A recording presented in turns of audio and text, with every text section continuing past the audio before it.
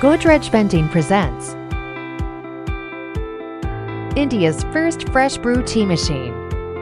The innovative tea brewer has been developed in The 5 containers of the machine are filled with packaged tea leaves, sugar, and whiteners.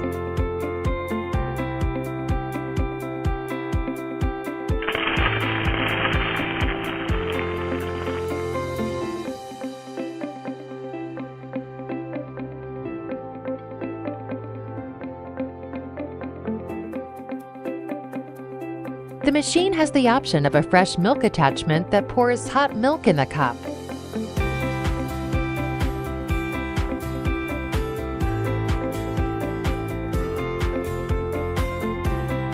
On the press of a button, tea leaves are dropped in the tea brewer.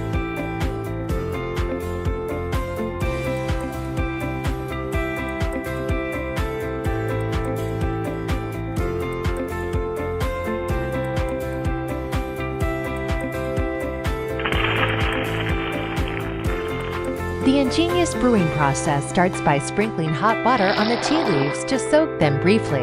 This induces the release of a